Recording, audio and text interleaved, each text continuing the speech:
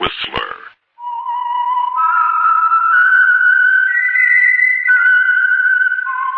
Presented by the United States Air Forces in Europe.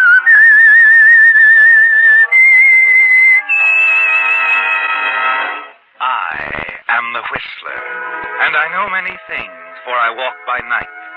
I know many strange tales hidden in the hearts of men and women who have stepped into the shadows. Yes, I know the nameless terrors of which they dare not speak.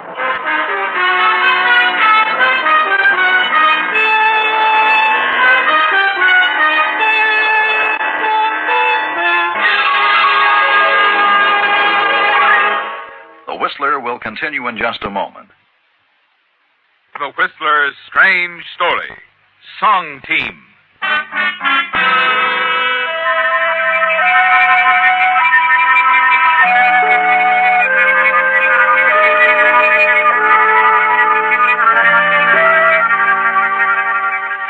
Ted Gray had music in his heart. He heard a melody in the rustle of every leaf, saw a song in the bend of every river. A few years ago, Ted teamed up with lyric writer Al Wilson. And now Ted Gray and Al Wilson formed one of the most successful songwriting combinations in the profession. And as Ted played for the 100th time his latest composition, his mood was one of major harmony, except for one thing, his partner. For months, his dislike for Al Wilson had been growing. And now you almost hate him, don't you, Ted? Because you're almost certain he's captured the love of the only girl you've ever truly cared for, Corinne Mitchell. Yes, Corinne. Once your copyist and part-time secretarial helper. Now the head of her own publicity bureau. That's probably Al now, isn't it, Ted? Oh, hiya, Ted. Sorry I'm late. You're always late. Did you finish the lyrics? Yep, all but a couple of lines. You've been playing around with them for 3 weeks. Well, I know, but you've knocked out a great tune this time, kid. And I want to be sure the lyrics are just as good as the tune. That'll be a novelty. I don't know. You've done all right with me. Look, I know a couple of composers who have done just as well and paid a lot less. You're getting 50% of the royalties. Eddie Regan gets only 20% for the lyrics he writes for Joe Winslow's tunes. All right, then why don't you get Eddie Regan to write your lyrics? He's under contract to Winslow. Oh, is that so? Well, we got a contract, too, 50-50, remember? And it's that or nothing. But any time you want to call the whole thing off, all you have to do is say so. And incidentally, your mentioning our contract reminds me of a change that I want. What kind of change? That clause that if one of us dies, the other gets complete ownership of all our songs. How come you want that change all of a sudden? Neither one of us has any near relatives. Nobody close enough to leave anything to. Well, I expect to have a near relative soon. A very near relative. A wife. Who's the lucky girl? Corinne. Corinne? Yes, Corinne. You're engaged? Well, not yet, but I'm going to ask her as soon as I see her. And you think she'll say yes? Yeah, I think so. Oh, you slay me, Al. What's so funny? I got news for you. Corinne's going to marry me. Well, that's funny. She didn't say anything to me about it last night before she left for Seattle. Not so funny. I asked her not to say anything until we got our new song, Front Porch, rolling. Oh. Well, I'll believe that when she tells me. She'll tell you, Al. She'll have a chance when she gets back. That's all right with me. Meantime, how about finishing those lyrics? With Corinne out of town, there's nothing to distract you. And Roberta Lynn promised she'd record it in time to get it on Peter Potter's Jukebox Jury program. That is, if we finish it in the next couple of days. Okay, Ted. I'll try to finish it. I wish you would.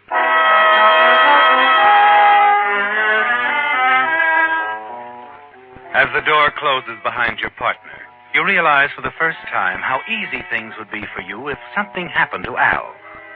You would be sole owner of all the songs you now own jointly, wouldn't you, Ted? And with Al out of the way, you're certain Corinne would marry you in a minute. Then it hits you. Something must happen to Al before Corinne Mitchell returns and before your partnership contract is changed. You're startled as you realize you're thinking of murder. You've never even imagined yourself as a killer. You think about it for a couple of days and then phone Al.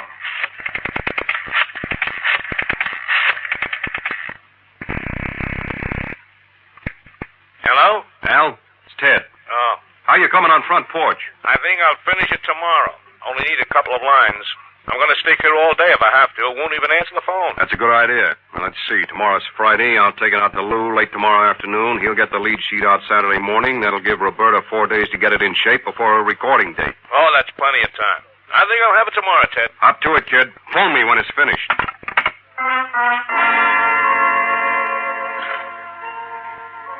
When you hang up the phone, you realize that tomorrow is the day, don't you, Ted? You pace the floor of your apartment most of the night. And by morning, you've worked out a plan you're certain will succeed. At 10 o'clock, you're on the phone again.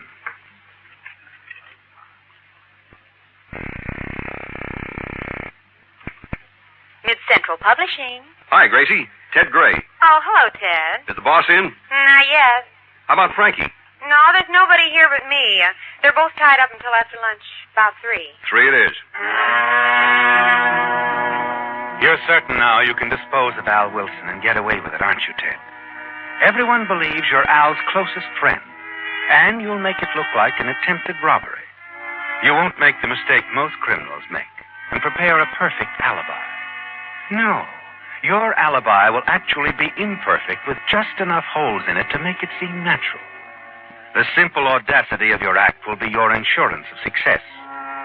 You'll take care of Al around 3 o'clock. Go straight from his apartment to Mid-Central Publishing, where you'll wait your usual 20 minutes or more for Lou. When news of Al's death breaks, you will be as surprised and shocked as anyone. You finish dressing, eat a leisurely breakfast, and read the paper. Then take step 1 in your plan. You drive over to the drugstore next door to Al's apartment building around lunchtime, 3 hours before you plan to kill him.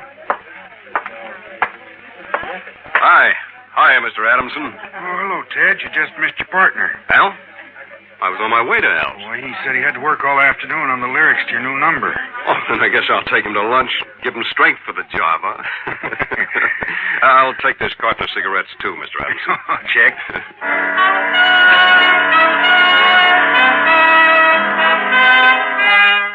Now, Ted, you have at least one reputable witness who will testify you were on the way to Al's place to take him to lunch. You leave the drugstore, and in case the druggist is watching, you enter Al's apartment building. Walk through the downstairs hallway to the rear entrance.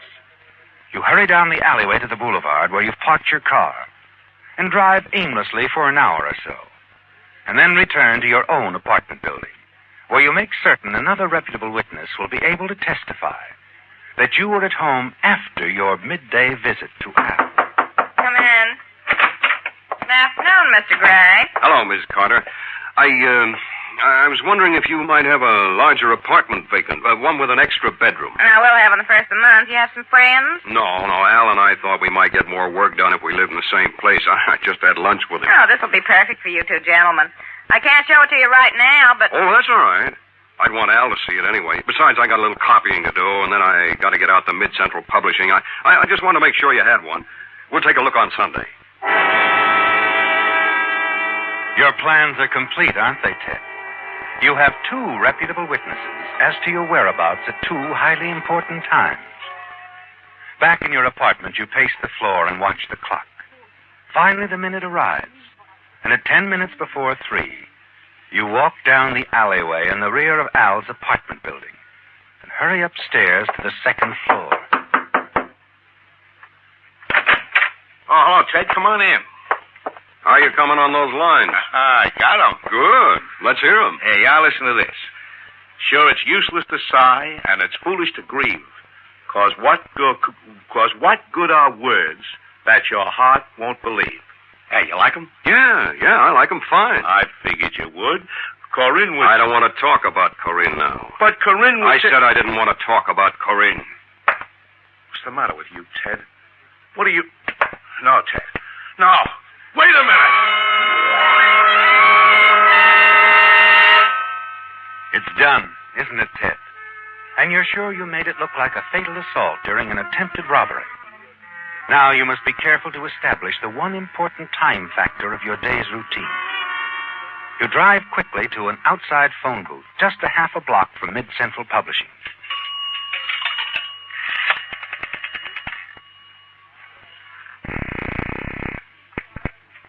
Operator.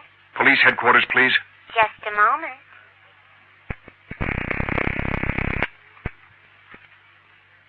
headquarters. Sergeant Quinn speaking. I think a man's been killed in apartment 203 in the Cheswell Apartments on Las Palmas. Who is this? Who's talking?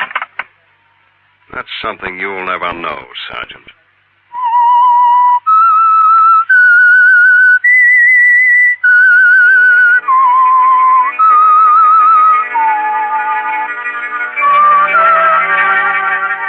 You timed things beautifully, didn't you, Ted? Within a minute after your call to the police, you're at the Mid-Central Publishing offices. You're confident as you stroll into the Mid-Central Publishing lobby, almost on time, for your 3 o'clock appointment. Hello, Angel. The boss here? Always on time, Teddy. No, Lou's not here yet. Oh, that's all right. How about old Texas Frankie? Yeah, he's here. Wait a minute. Ted? Yeah, Yeah, Ted Gray's here. be right out.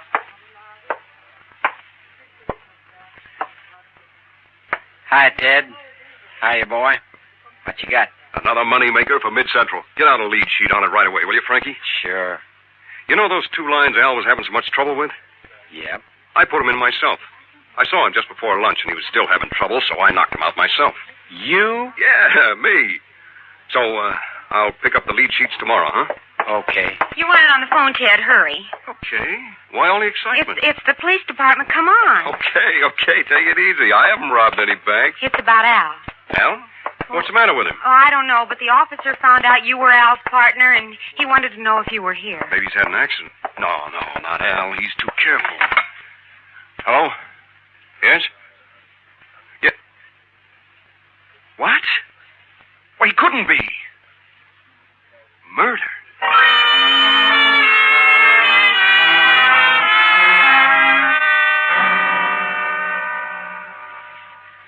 You say you saw your partner this morning, Mr. Gray? Yeah, that's right, Lieutenant. I got over there about 11:45. He was all right? Fine. He was trying to finish the lyric to our latest number. We only needed 2 lines, so we made a couple of sandwiches, ate there in the apartment, and worked on it. Can you prove you were there at that time? No, I can't prove it. But I did buy some cigarettes at the druggist next to Al's apartment building. I think Mr. Adamson, the proprietor, will verify that statement. How long were you in your partner's apartment? Not very long. The lines came to me while we were eating. I went home, typed out the complete lyric, took it out to Mid-Central Publishing Company. That's a pretty fair alibi, but can you prove it? No, Lieutenant. After all, I wasn't planning on having to account for my time. But wait a minute. I can prove I came back to my apartment after I had lunch with Al. I talked with Mrs. Carter, the apartment manager, about a larger apartment. We'll check on your statements. The important thing is, where were you at 3 o'clock? At Mid-Central Publishing? I guess there's no way I can prove that either, unless the receptionist happens to remember. We'll question her, of course. Well, you're not under suspicion, Mr. Gray, any more than anyone else. As a matter of fact, from what we learn, Al Wilson was a vital factor in your success. Oh, he was. Anyway, it looks like it was done on the impulse of the moment. He probably surprised someone in an attempted robbery. Someone entered and surprised him. Your partner was killed by a blow on the head. Bookend. Did your partner have much money in the house? Now that you mention it, Al's greatest weakness was displaying his wealth. He always carried 1,000 or so with him on his person. And it was probably robbery. But we do have to investigate every angle. Well, thank you for your cooperation. If we have any more questions, we'll phone you. And if I think of anything important, I'll phone you. Anything I can do to help catch Al's killer will be a pleasure.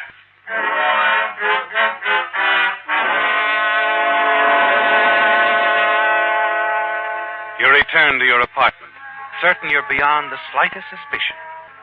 Next day, you phone Mid-Central Publishing, learn that the police have double-checked your statements, and smile when you realize that Gracie, the absent-minded little receptionist, has verified your statement that you were at Mid-Central Publishing at the time Al Wilson was killed, just as you thought she would. 2 days later, you receive a shock. You phone Corinne's office, learn she returned from Seattle the morning Al was killed, that she tried to phone you and then left for San Diego the same evening. You get her San Diego address and send her a telegram. Tell her to be sure and be back in time to attend the Jukebox Jury radio program, when Roberta's recording of Front Porch will be presented to the public for the first time.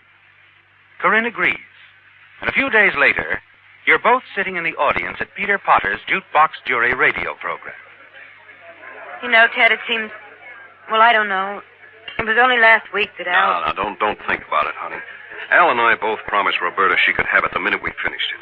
He wouldn't have had it any other way, believe me. No, I suppose not. Look, Corinne, Al was the closest friend I ever had. We both agreed that if anything ever happened to either of us, the other one would go right ahead. I know. Sure you do. Naturally, you feel low, honey, being in love with Al? No, Ted. I was fond of Al, but... Well, I'm surprised you thought that. I thought you knew how I felt. You mean you love me, Corinne? Let's talk about it some other time. Oh, but I... Please, Ted. Of course, honey, only... Well, you've made me happier than I've ever been. Ted. Yes? When did you tell me you finished that lyric? Just after lunch, the day Al was killed. The lines just came to me. Sure, it's useless to sigh and it's foolish to grieve, 'cause what good are words that your heart won't believe? Can you imagine Al spending a week on a line like that? You did this right after you had lunch with him. Yeah, here's the original typewritten copy. Got it back from the publisher a couple of days ago. He sent Roberta a lead sheet a few days ago. Ted, I... Listen to me a minute. We'll talk later, honey. You're all excited now, and so am I. Look, you stay here. Catch things from out front. I'm going backstage and see Roberta for a minute before the show starts. Do you mind? No, Ted, I don't mind. Good. I'll be right back, right after the show's over, okay? Okay. What's so amusing, Ted? Oh, nothing's amusing, honey, only it's just like you said. Okay. After what you told me tonight about the way you felt about me, I'm sure everything's going to be okay from now on out.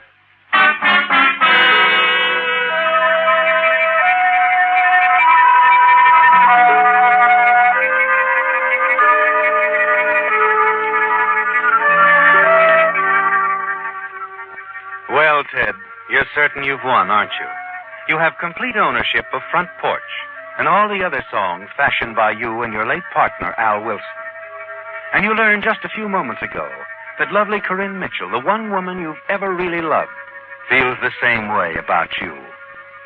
Standing in the wings a few feet off the semi-dark stage, your pulse quickens as Peter Potter announces that I'm Going Out on the Front Porch and Cry is coming up next on Jukebox Jury. Now, jury, let's weigh the merits of another of America's brand new records. I want you to listen carefully and tell us if you can, will it be a hit or a miss?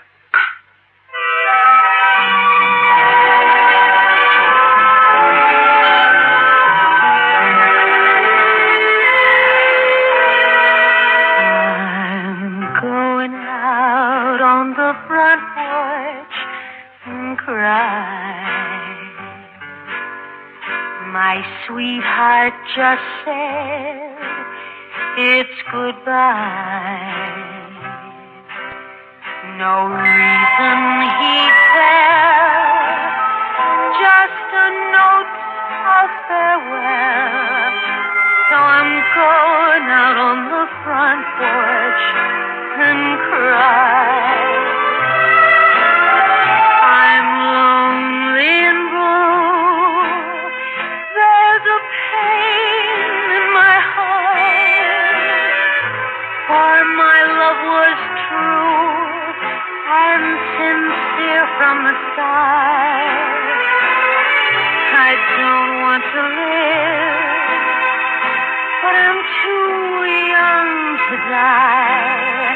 So I'm going out on the front porch and cry. I'm going out on the front porch and cry. I'd like to give love one more try.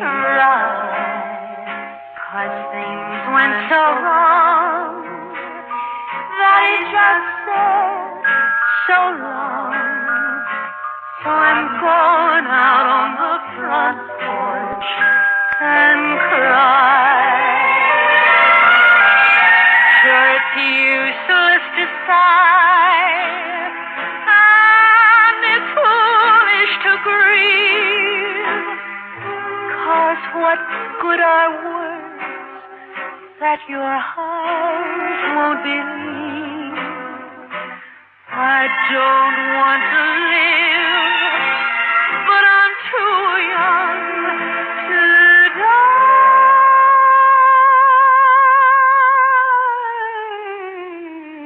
So I'm going out on the front porch and cry.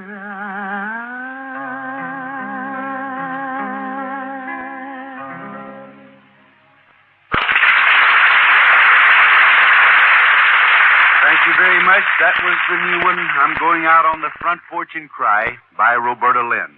Now, I want you to mark your ballots whether you think the record will be a hit or a miss. Then we'll start the discussion.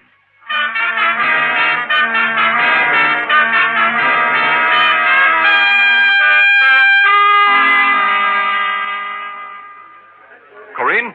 Yes, Ted. Where you been? I've been looking for you for the last 10 minutes. I went outside for a few minutes. Well, I told you I'd be back as soon as the program was over. Oh, I beg your pardon. I didn't realize you had a friend with you. That's all right. This is Lieutenant Roberts, homicide. Homicide? Well, I knew Roberta was going to slay him tonight, but I didn't think she'd be arrested for it. She won't be. I called the police, Ted, right after Pete finished playing the record. You? But why? Because you killed Al Wilson. Me? Well, you're crazy, Corinne. Al It was... had to be you, Ted. Now, look, Those Corinne. few lines you said you wrote. Sure, it's useless to sigh and it's foolish to grieve. Because what good are words that your heart won't believe? They were the tip-off, Ted. You said a little while ago you wrote those lines right after lunch, the day Al was killed. Well, that's right, I did. You're lying, Ted. When you handed me this typewritten copy a few minutes ago, you told me the whole story. Those lines weren't your lines. Or even Al's. They were mine. They came to me about 2 o'clock the day Al was killed. More than an hour after you said you saw Al for the last time. I typed it on my portable, and then I took it over to Al. And you did go to Al's apartment. Well, yes, I called you earlier. Couldn't get you, so I drove over to Al's. Well, maybe I did lie about those lines. That doesn't prove It that I... proves enough that I'm arresting you for the murder of Al Wilson, Mr. Gray. You see, Ted, I typed those lines on Al's portable, as I'm certain the police will be able to prove. I reached Al's apartment about 2:30 and left about 2:45. The coroner says Al was killed around 3. Well, maybe he was. At 3 o'clock... You had just finished killing Al in his apartment. It couldn't have been anyone else, Ted. Only 2 people besides me could have possibly known those lines. Al Wilson and the man who killed him. Listen next week when once again the United States Air Forces in Europe present The Whistler.